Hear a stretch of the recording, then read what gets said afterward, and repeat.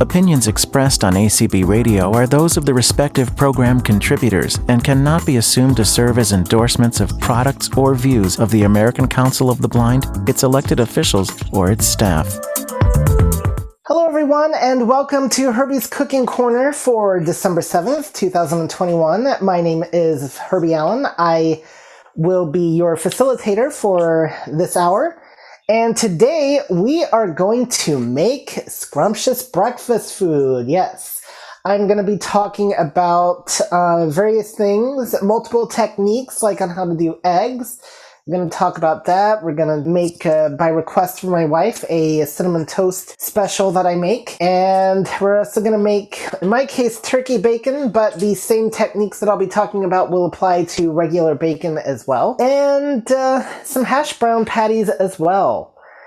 We definitely encourage your feedback and comments throughout the thing. We're getting some background noise. I guess the clock is telling us that it is 9 o'clock. So I guess I have something to keep me on track here today, guys. That's totally awesome. Anyway, I want to first of all thank our streamer Debbie for putting this on the ACB Media. And I also want to say hi to our host Sheila. So, like I said, today we're going to make breakfast food. We're going to use various equipment, and I was also asked, by the way, to make some air-fried veggies as well. So let's start off actually with one of the easiest things to cook, and that is the turkey bacon. Now, there are several different ways you can cook bacon. I use turkey bacon because we don't eat pork, but I'm going to, from here on out, just use the term bacon unilaterally because it all comes in the same type of packaging and material and whatnot. I'm going to use my air fryer has an air fryer / grill combo, so it has a little grill plate that I'm going to set the turkey bacon on. Before I had this, I really liked cooking bacon on the Foreman grill rather than pan frying, because pan frying, especially with bacon grease, with regular stuff, it can splatter, and it's also a matter of really trying to cook it evenly. And I found that just a little bit of a challenge when I tried it. So it could be the most tasty that way. You can also do it in the oven. I've seen that done. It takes longer, I believe. And you can also do bacon in the microwave, especially if it's pre-cooked, but even the regular stuff can be done in the microwave for about 3 to 4 minutes. I like the grill plate because I think it really makes it taste good. It's a brand new air fryer model that I got earlier this year, and the name of it now is escaping me. I do apologize. I will look that up, but it was not a cheap model. The first question is, how do we actually open the bacon? Because it comes in these sealed packs. Some packages have little flap things you can kind of pull apart. This one actually is. I'm impressed. I did not know if it would work like that or not. And otherwise, what I will do is I will either take a pair of scissors or a knife and cut along the edge. You'll notice with bacon, there's usually a little paper thing that is on one side of the package, and it's usually, well, depending on the size of the bacon, it may or may not be larger than the strips itself, but that's the side I usually cut along. I suppose it doesn't matter as much, but you can just easily peel that paper off, and then you've got your bacon that you can lay in whatever way. Okay, now this one actually does not have the paper. All right. Different brands have different types of packaging sometimes, so that's another thing to keep in mind. But scissors or a knife. Scissors are a little bit easier to work with, I find, but whatever works best for you. Okay, so now I'm just laying some strips here on the grill plate. Let's see, this grill can, hold about 5 strips here, so maybe I think we can actually do 6, so let's do that. And then, like I said, the Foreman grill, though, is also nice for cooking bacon. It's a great way to cook a lot of things, actually, because you just, put it on the bottom part, you lay it down, the lid down, and you let it cook for about 10 or so minutes. Okay, I'm going to wash up here. As you can undoubtedly hear the water running, because I'm going to touch more surfaces, and I really don't want to get bacon juice all over them if I can avoid it. In this case, the grill plate that I have, so like this air fryer is like a little oven doohickey. It can't even work as an oven to a degree. So I'm just closing the door now, and this one has a timer that will set the mechanism cooking. I've seen Hamilton Beach grill models like that where you turn a dial and it starts the timer. Otherwise, if it's a regular Foreman grill that you have, you would just plug it in. And if it's your oven, you'd probably want to preheat it first. Okay, so I'm going to turn the dial. And I'm not quite sure. I could use these braille markings that my mom made for me on this to gauge where I'm turning, but I don't need to do that. We'll just do this instead. Set timer for 10 minutes. Alright, next thing is storing the bacon. Now that we've opened the pack, how do we store the remainder? I like to use the gallon Ziploc bags because it stores it in an airtight way, and so we just slide the bag in there, kind of tilt it a little bit so there's room, and I'm going to slide the top. You can also use the sealable ones. I like the ones with the sliders better because they stay secure more. So that is my personal preference. And we're going to put this back in the fridge and take out the eggs. Okay, now let's talk about how to do eggs, because this is going to be our most interesting part of the show, I think. I know how to scramble them, fry them. I don't have the pan for it, but I have done poached eggs before. You can also hard boil them and whatnot. But we were talking earlier, and somebody said, well, if you come to my house, you get two choices, scrambled or not. So there you go. Well, at least that's what we talked about. That's what they're going to get. So if you go to somebody's house and you get that treatment, here you go. Even with scrambling, there are multiple techniques. Now, I do want to give a plug before I forget. I don't know if she's on here or not, or listening to the stream. Janine has actually done breakfast on her Wake, Make, and Bake call before, which will actually be on again this Wednesday at the same time as this call. So I hope you'll join me in listening to that one as well. And In the Kitchen with Courtney is another cooking call, and it's electric. They talk more about the models of appliances.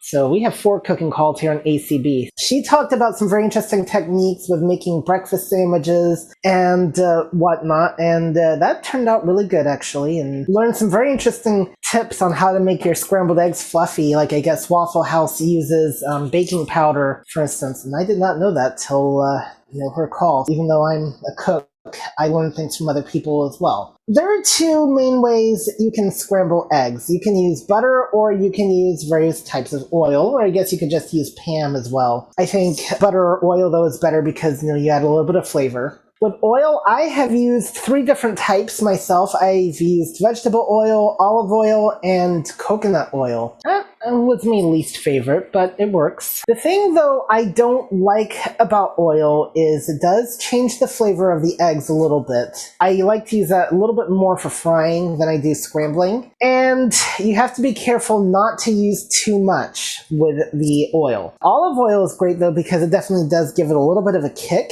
But again, you have to be careful not to overdo it, or it'll taste too much like olive oil and not much like eggs, but that can depend on your preference. I've also done eggs back when I used to cook this stuff with regular bacon grease. I did not honestly like that as much. Maybe I should have used less grease. You can do that as well. That is another way of frying. But you've got to be careful because oil and grease and stuff will splatter. So I prefer to use butter, and my preference with that is the stick unsalted butter, like from Land O'Lakes. And the reason why is it makes the eggs taste the best, in my opinion. Just the way they come out. Put it in the center of the pan, it kind of spreads evenly. And the other thing that I like about that butter is it's not as splattery as regular salted butter seems to be, especially the spreadable kind. And so I find, just a little square of the the unsalted stick butter, works best for me. Now, before we move along and actually start with the eggs, we're going to do scrambled today. Do we have any questions from anybody? And raise your hand if you do, and Sheila will let me know. Eva? Eva. Hi, Herbie. Can you hear me okay? Yep, you're coming in loud and clear. What do they call them? Sunny side up eggs? But I didn't know it was possible for a blind person to actually make them. I've never actually made them, so I'm sure it is possible. But here's the thing with frying eggs that you've got to be careful of. They can easily break apart, so you've got to gauge correctly on when to flip them. I like double spatula for this, so I'll do the fried eggs if I'm feeling lazy and I don't care as much. But, you kind of have to give it like 2 or 3 minutes to kind of firm up so you can try to grab it with the spatula and flip. I can do it, but it can take a little bit of work sometimes. Okay, I just thought I'd ask. Thanks. No, you're welcome. That's a great question. You have a few more hands. Tori, welcome. Hello. I just wanted to say in response to Eva's question that yes, it definitely is possible. My brother makes really great sunny side up eggs, and he's completely blind. I personally have not done it, and I'm not too sure how he does it, but he does. So it's definitely possible once you get the hang of it. I don't know if this would be possible, but if your brother would like to come on one of my calls sometimes, even just for a few minutes to talk about his technique, I'd be more than happy to work with you on arranging that. That's all. Okay, guys. Well, those are some very awesome techniques for frying your eggs. Okay, so today, though, we're going to do scrambled. For this, I'm going to get out the butter, first of all. I'm going to go ahead and get that in the pan. But we're not going to start the heat just yet. So I'm going to use a butter knife. We're going to slice off a good square of butter and place that in the center of the pan. I've got the pan on the burner, just sitting there waiting to go. And we're going to put the remainder of the butter back in the fridge. Now, depending on how much butter you use, I don't know if you can do too much, but we're going to do a number of eggs here from both myself and Chanel. So I'm using quite a big square. Next, let's talk about cracking the eggs. So some people like to do this in the pot, then put it on the stove and all. I find it works better if I do this in a bowl myself. I like to use a bigger bowl because, stirring is not, I know how to do it, but I can sometimes, things will splatter a little bit. So I like to use a big bowl, which will give me plenty of room. So we're going to crack the egg on the side of the bowl. And that did not turn out good.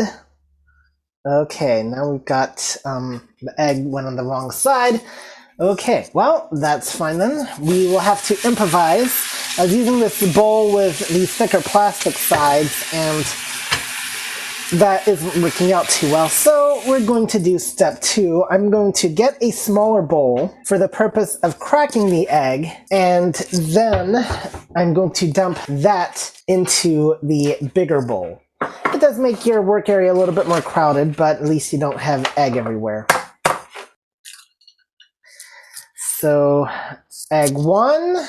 Now, there's several things you can add to the scrambled eggs. A lot of people sometimes prefer to use milk, but I find water is better at making them fluffier, and I learned actually from Denver's call down in the barn that part of the reason for that is water has more oxygen, and so that is why your eggs get fluffier when you use water. So we're going to make quite a few eggs here, so I think I'm going to do 3 things of water. What I like to do is if I get a good eggshell, I'm going to use that to hold the water and pour. And so I'm using the eggshell to run some filtered water here into the eggshell. Number 2, let's flip the eggshell into there, and we'll go for a little bit of extra water to ensure fluffiness for all eggs. Flip 3, throw that eggshell away. There's also some debate as to whether you can use your garbage disposal for eggshells or not. But in our case, we're not allowed to in the apartment complex, so it doesn't matter. So I'm just throwing them in the regular garbage. Okay, now egg number 2. And let's see here. Egg number 3. And now my watch wants to start jabbering at me. I can't do anything for you at the moment. Watch. Okay, so I'm kind of using the smaller bowl to crack the eggs, putting them in the bigger bowl, and then I'll, tip the smaller bowl again just to make sure that everything is in there. Okay, so we'll do 7 eggs for this actually, and that'll be. Yeah, it shouldn't be. I don't think it'll be too much. Or are we gonna have 7 eggs? Okay. This one last egg is a little bit cracked, but it should be fine. Have to be careful, of course, when dealing with the egg cartons. I really find it interesting. 21st century, and we still store eggs in these flimsy cartons, but maybe, I don't know if there's any better way or not that would prevent them from cracking, but what do I know? Okay, I'm going to wash up here, because eggs, raw eggs, of course, do contain salmonella, or can rather. You definitely don't want to spread that anywhere. And we're going to again pour the small bowl into the big bowl. Depending on what your bigger bowl is like, or whatever you're using, you may not need an extra bowl, but in my case, I do. Okay, now I'm going to turn on the pan. And we're going to set the heat to about medium-high. Too low, and it takes forever, and they don't firm up as quickly. Too high, and you run the risk of burning. And now, there are 2 ways you can whisk the eggs together. I prefer to use a wire whisk. I suppose you could also use a mixer if you really wanted to be fancy. Or if you don't have a wire whisk, then you can use a fork, and that works almost as well, but I find the whisk is a little bit more efficient because just of the way it's shaped. So I'm going to take my whisk and just kind of stir around the bowl here, and I can feel that at first the eggs are a little bit lumpy, but they're getting mixed in now to the water, and as they get mixed in, now I can kind of start to tell that they're smoothing out. And so we're just kind of stirring round and round. So, I can just tell without even having to feel the inside of the bowl just what the eggs feel like. And we want them all to be together so that way, they're going to come out the way they should. Okay. I'm going to put the whisk in the sink, and what I'm waiting for now is the butter to actually I'm not done with this whisk yet. We're going to wait for the butter to start sizzling. Now let's talk seasonings a little bit. So there are definitely different things you can add into your eggs. If you want cheese eggs, for instance, the grated cheese works really well. We're going to add in a little bit of salt first of all, not too much, but I find that salt helps them firm up a little bit more. So just shaking a little bit in there, and then I'm going to use garlic powder for these, but you can use whatever you want. If you want just salt and pepper, that's fine. You could do like celery salt. You can do whatever. I guess you could use chocolate syrup. I don't know if that would taste good or not, but and I've never tried it, but you potentially could. And now we're going to just use a little bit of garlic powder there, and now we're going to whisk that, and you can also mix in things like grated onions or whatever if you want to do something even more fancy. Okay. So now I'm going to whisk that in just to make sure that the seasoning gets all throughout the mixture. And now I've got my butter sizzling in the pan. It's ready to go. I'm taking the bowl over here, and we're going to dump. I know I like to use a bigger pan when I'm doing a lot of eggs, because I definitely have more room to work with, and it's less demonstrated. It's really not that scary to stand over the pan. Well, if you're used to doing it, maybe that matters, but you can get used to just standing over the pan and feeling it. If you're not comfortable with dealing with heat or whatever, what I would suggest then is use oil instead. So then you can pour the eggs into the pan before you turn on the burner, and at least then you'll have an easier time if you do not like dealing with the heat. Okay, so I have my handle on my left side. I've got a metal spoon in my right. I don't really care for wooden spoons for this. I prefer metal spoons because I can feel the batter much more easily with the spoon.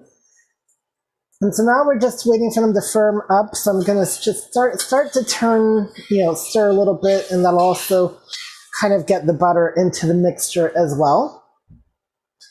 And while I'm scrambling here, does anybody have any questions? Yes, Diane. Diane, hello, welcome. Hi, Herbie. And everybody. I became a firm believer in cracking eggs in a separate bowl. A couple of years ago, Joe and I were making meatballs, and I think that we had like a half dozen eggs in there. And, I was just cracking them into the bowl with the meat and all the other stuff. And one of the eggs, I just touched it like not very hard, but it cracked, it broke in my hand. And some of it landed in the meatball mixture, Right. including the shells. And we got out as much of it as we could. But, even once in a while after we had done that, we were still finding shells in the meatballs. I definitely believe strongly in cracking them in a separate bowl and feeling around for shells. And that can happen. Eggs are very volatile things, and I hear shells are an excellent source of protein, but they're not fun to eat. Yeah, right. Okay, so our eggs are firming up. I'm going to make the heat a little bit higher just because, they firm, and then maybe we'll probably turn it down a little bit. And I find that the higher the heat, the more quicker they firm up, but you do want to be careful not to burn. So, okay, thank you, Diane, and I totally agree with that. Okay, who do we have next? Danette. Danette, welcome. Hi there. Thank you, Herbie. See, do you have any suggestions for a poached egg to making poached eggs? So the only way I've ever seen how to make poached eggs is you got this, it was kind of like a double pot thing. First of all, you can, of course, hard boil an egg. You put it in the water, you turn on the stove, let it set a timer for about 20 minutes. So you can always do it that way. But the way I saw poached eggs being done once was there was this pot on the bottom where you filled like the water in. You would let it boil, and there was like these little egg cup things that went over the top of the pot. And then you would crack the egg into those and just let it cook that way for, I forget how long. So it's another something that you buy, right? Yes. Yes, okay. Okay, thank you. You are welcome. You're learning how to make, guys, your eggs scrambled, fried, sunny side up, poached. All right. And who's next? Cindy. Cindy, you can unmute.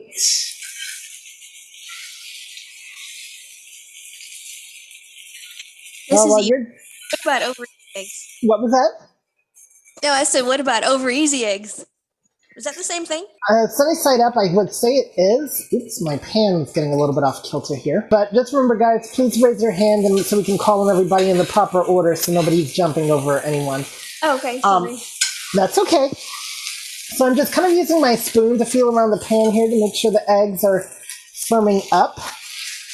I think, now I can tell by the way the pan is sizzling that these are definitely done. So we're going to turn off the burner, and I'm going to get a plate and pour the pan into that. All right, Cindy, have you unmuted? Okay, well, we'll go to Tori. Hello, Tori. Hello. I know how to make poached eggs without having to buy any extra tools. All right.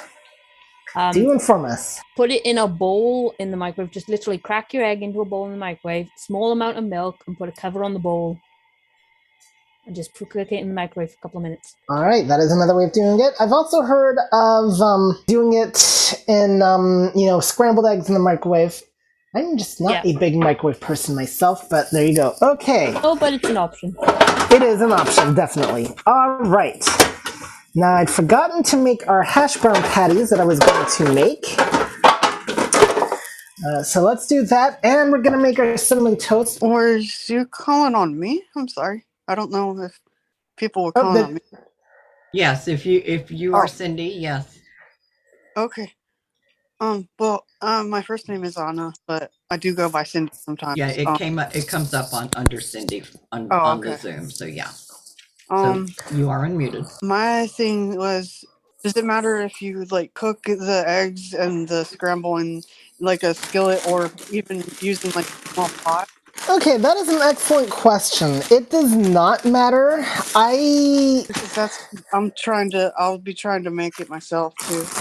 Right. So that is a great question, and I should have brought that up actually. So thank you for that question. I personally prefer a skillet. I just find that the open-endedness of it works really well. I prefer a small to medium-sized skillet. I don't really care for the large ones for doing eggs, just because too much room and they can get flattened out. But you definitely can use a pot if you prefer. Again, smaller sized pot, the better, in my opinion. So, does it depend, like, I guess, how much you put in it? It does. If you're doing 2 eggs, for instance, I would definitely use a smaller pan. I was doing like 6 eggs, so a bigger pan definitely was more helpful, so they're not going to go over the side. But 3 eggs, definitely you can, I think a small pan, a really small skillet or a small pot is perfect. So that's cool. I have 6 of them, so all right. I'm trying to judge what I'm doing with that. Definitely.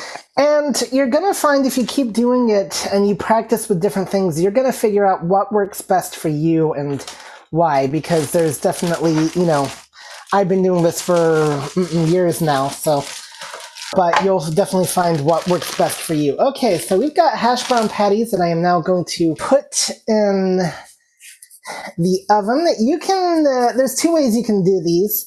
You can do them in the oven, or you can pan fry them with a little bit of like oil or whatever. Olive oil does really work well for these, or peanut oil. I'm just going to do them in the oven, so I just put a little pan on the bottom and put the hash browns in. You can also air fry these as well, and they do take longer though when you air fry them. And then we're going to put the pan in the oven and set timer for 20 minutes. Okay, now that that's going on, I've been neglecting our bacon over here, but it's been staying in the warm grill oven thingy waiting for me to take it out, so I'm just grabbing these strips now, and they're going to go on the plate. And is my taste tester on board? Yeah, sorry, I'm here. I'm on my computer. Should I just... Well, I can bring some stuff in there, or what would you prefer? I'll just come out there and you can report my comments. All right, sounds good. So Chanel is going to start off with some turkey bacon and eggs, and did you want? Chanel's coming out here. Did you want coffee? Sure, why not? All right, so we'll give you some coffee. I need to make that very important. I think everyone can hear me because you have your original sound on. Yes, they should be able to hear you, no problems. Say hi to the nice people. Hello, everyone. Good morning. Good morning.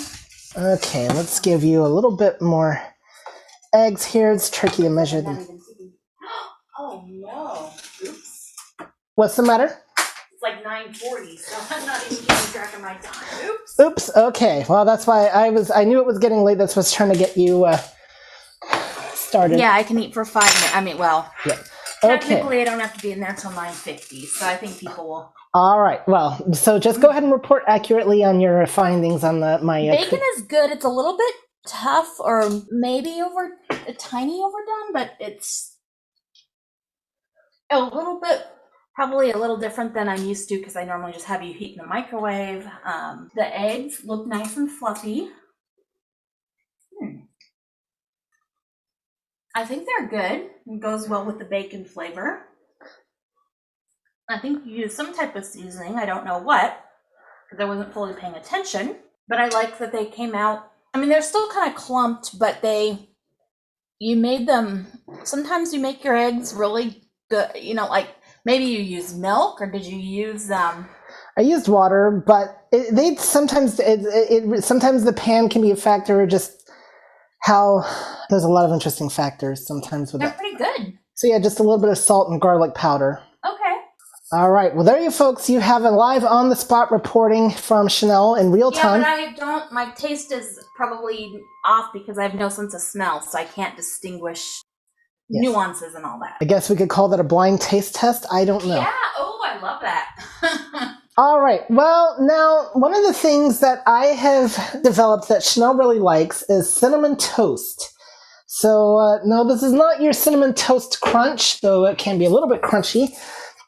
But this is actual real cinnamon toast. Now, there is two ways you can make this, in the toaster or in the oven. Do I not have the pan out? I wanted to cut my arm on the hot pan that I had put back on the stove. Okay, that hurt a little bit. Okay, I think I'd get used to it by now, but anyway, oops, as things hang around here, we're going to try this in a slightly different pan than what I was intending to use. And Sheila, you're unmuting. I'm assuming we have some raised hands? Yes, we do, Lucy. Lucy. Yeah, I just wanted to, I'm not an air fryer person, but I'm thinking about getting one.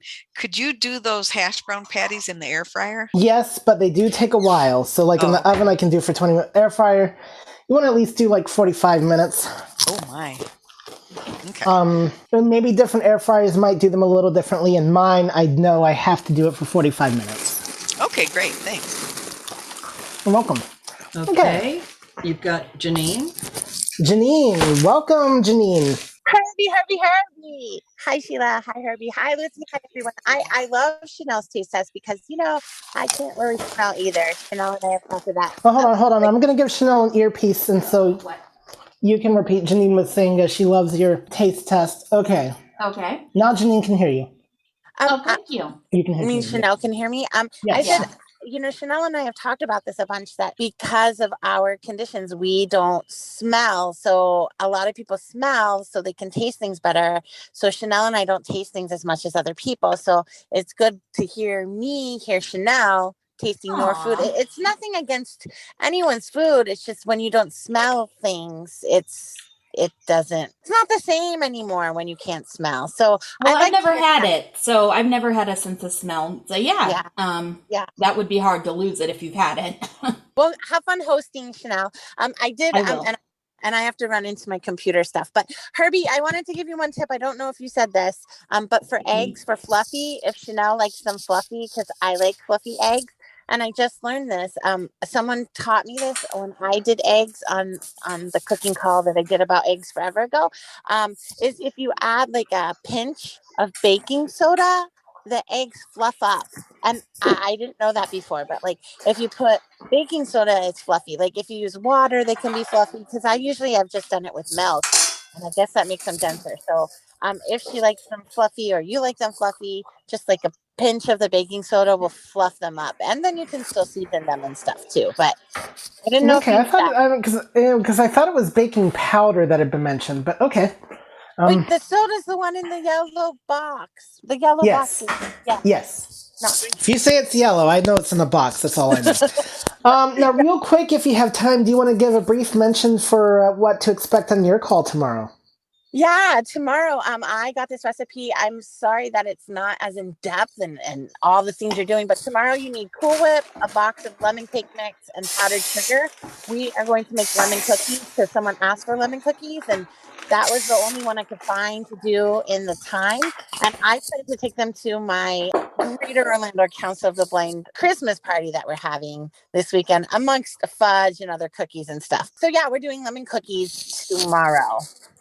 All right, so sounds good, and it sounds like a lot of you ACBers are going to be hanging out and Orlando area, so you should be able to try Janine's cookies and give us some honest feedback on how they taste. But I'm sure they taste good. So. By the way, Dan just Googled it and he said, I was wrong and it's baking powder. You can use baking soda, but you have to be very particular about how much you put in. But baking powder is... For your eggs. Okay, fabulous. Thanks. I love this. I'm excited to hear your cinnamon toast. Good luck, Herbie. You're welcome. Okay, with that, let me get to the cinnamon toast, and then if we do have more questions, I promise I will get to everybody. So we're just going to take out 2 pieces of bread here. And I sprayed my pan with Pam. So that's already taken care of. You could also use butter if you want to spread it out. It doesn't matter. And now we're actually going to use our spreadable butter for the cinnamon toast. And now I can't find my twist tie for the bread. Did I put it in my pocket? I did. Okay. So we're going to get out the spreadable butter. And this is just the butter that's in a tub. Good stuff here. And I just like to use, you can use a butter knife, or I prefer a spoon. A small spoon works really well for this. And we're just going to spoon out some butter and kind of just spread it on each piece of bread. And you can use a little butter or a lot of butter, it doesn't matter. But you definitely want enough, because the butter also works as a sticking agent for the cinnamon. Now we're going to do toast number 2. And actually, I guess I have room in this pan. I could do mine as well, but that's okay. I already put the... I guess so. Let's see. Okay, I guess I have room in my pan for 2 more, so I can do that. And it doesn't matter what type of bread you use, because Chanel and I sometimes use different bread. I like one type, she likes another type, but she likes the Ezekiel 4-9 bread, which is a fiber bread, but we both agree that does not work well for French toast, but it does work for my cinnamon toast recipe. There you go. That's interesting how that works. I'm going to put the twist tie back on. I like to keep my bread stored in the fridge just because it'll last longer that way. And let's go back to spreading the butter once I find my spoon that got buried. Okay, let's clean off the spoon real quick. I don't like to constantly use a dirty spoon. So we will spread some more butter here on the bread. We will be done in that time. Okay, so I'm just adding some more butter here and to the bread, and then next we're going to add in the cinnamon. And for this, I just use the cinnamon shaker. Okay, let's wash up. Let's put the butter back up. We won't have time for the air-fried veggies today, but if you have an air fryer, what you can do is, like, we like to use broccoli and cauliflower, and we'll place them in like the air fryer basket, turn it on, and let it air fry for about 10 to 15 minutes so they come out nice and crispy. You don't want them overdone. And there you go. So that's how you can air fry veggies. Okay, cinnamon, cinnamon, cinnamon. Wherefore art thou cinnamon? You can also do garlic bread this way too. You put butter on the bread and then use some garlic powder and bake it in the oven. So there's an easy way of making garlic bread as well. So now I'm just going to sprinkle the cinnamon on each piece of bread. And there we go. And then last but not least, so we use stevia for an extra little bit of layer of flavor. You can also use regular sugar if you want, or you could just leave it as cinnamon, which I think I'm going to do for mine. But Chanel likes the added stevia. Stevia is it's a natural sugar. Well, it's a good thing. Okay, well, we only have 2 packs left. I guess I better get more. Okay. So what's nice is, though, they come in these pre-made packets, and so all I have to do is make sure it doesn't spill everywhere. And then I will put one on that piece of bread, and then the other on the other piece of bread. And so then I'll go ahead and toss these packs in the garbage, and then we are going to put the pan in the oven, let it cook for about 5 minutes, and then I'm going to get my coffee started, and I have it so that the pan is in the oven now. Okay, and it's baking alongside the hash browns. Now let's go start the coffee maker. And Sheila, do we have any more raised hands? Beth, you may unmute. Hello, Beth. Hello. Hey, Hello. Herbie, this is pretty cool. I wanted to ask you, what is the difference between turkey bacon and the regular bacon? So turkey bacon, as you would expect, it's made out of turkey. Yeah. There are several brands. There's Butterball, which makes 2 different types of turkey bacon, a regular and a low sodium. Theirs is pretty good. Jennie-O is my least favorite brand. It tastes the most like cardboard. And then some stores will have their own brand, which is a little bit thicker and can taste really good. But it's good for, A, it's not greasy the way regular bacon is.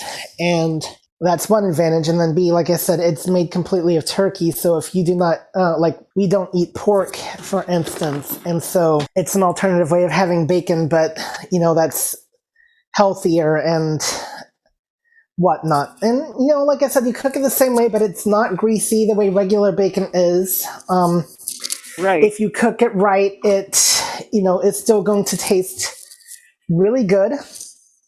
And like I said, I prefer when I can the store-bought brand because it's a lot more thicker and has a lot more flavor. I've also seen maple turkey bacon as well. And there's also turkey sausage as well. Yeah, I've seen turkey sausage. I've used that before. And also, where would you get Ezekiel 409 bread? I've eaten that before, and it's very good, but I can't find anywhere to get it over here. Okay, so organic food stores are for sure going to have it. Where? Oh, a health food store? Organic food stores, they are definitely going to have it. I actually have found some at Walmart. You're going to find it in the frozen bread aisle. So if you're actually shopping in person, you go to your local store, and look in the frozen bread aisle. The brand is Food for Life. And so you may just be in different areas. It's going to be, like I said, I've seen some at Walmart, but it has been harder to find. And with online shopping, it's actually been easier to find. But you can try other stores too. Try your regular grocery store first. It is a little bit more expensive, but I don't know, but check your local chains in your area. And you could also do things like you can look on apps. Well, you don't have a smartphone, I forget, but if you have somebody that has a smartphone or internet access, you could look on a place like Instacart at different stores and you can see if it's listed in their inventory or not. So we're still working on getting 2 of them. All right. The smartphones. Excellent. And also, Tupperware, I think, used to sell some little cups too that you could poach your eggs in, and then they, you know what I mean? They have like a little thing that comes with them, and you could put it like in the microwave and stuff. All right. So I'm now going to deliver Chanel's coffee to her in a saucer, and thank you, Beth. Sheila, who do we have next? Nobody. Oh, okay. Oh, right. Well. And you have about 4 minutes. Excellent. Okay. Incoming coffee. In a saucer. I don't know where you want me to. Okay. Here, I'll meet. Herbie's delivering breakfast goodies. So for those of you that's wondering what's happening, Chanel is actually the host for the Coffee Clatch next hour. So you'll have a host with coffee. We'll have plenty of breakfast food for you. I hope you'll all come join me on that call next hour. I will definitely be on there and socializing with everybody. It's a lot of fun. I don't know if we have any first timers or not, but it's a great way to get to know people. I'm not even getting bribed to advertise the call, but it's one of my favorites. And don't forget, tomorrow at the same time, Wake, Make, and Bake with Janine with the lemon cookies. I wonder if that would work with a chocolate cake mix and then you add the powdered sugar. Janine doesn't like chocolate, but I do. That's an interesting question. So we've got that happening. And of course, the call is facilitated by, I think Cindy will be the facilitator for the Coffee Clatch next hour. So, okay, you can hear my Keurig now going off in the background. I made Chanel's coffee. I made mine. Let's check out the cinnamon toast real quick because we don't want it to burn. And so I'm going to take out the pan and just kind of feel the top. I think 2 more minutes would actually be good. So it's a little bit more crispier on the top. Well, guys, this has been a lot of fun for me. I hope you all enjoyed it. I will be doing my next cooking corner probably next week. Well, actually, will be next week. I'm going to see about, and the hash browns are done. All right. We're going to actually do some baking, believe it or not. I do that occasionally in my calls where we're going to make some Christmas cookies that Tori gave me the recipe for. And if you have any recipes or any comments or whatever, if you want to send them to community@acb.org, Cindy will forward them on to me. And also, actually, technically, I just realized we have 5 cooking-related calls because of Sheila's recipe swap. So there you go. These calls are very different in their nature. For instance, on Courtney's call to Sunday Within the Kitchen, we learned how to make spices and sauces. So there you go. Anyway, guys, I'm eating my own food here. Very professional, I know. Do we have any final raised hands? No, and you are out of time. All right. Thank you, guys.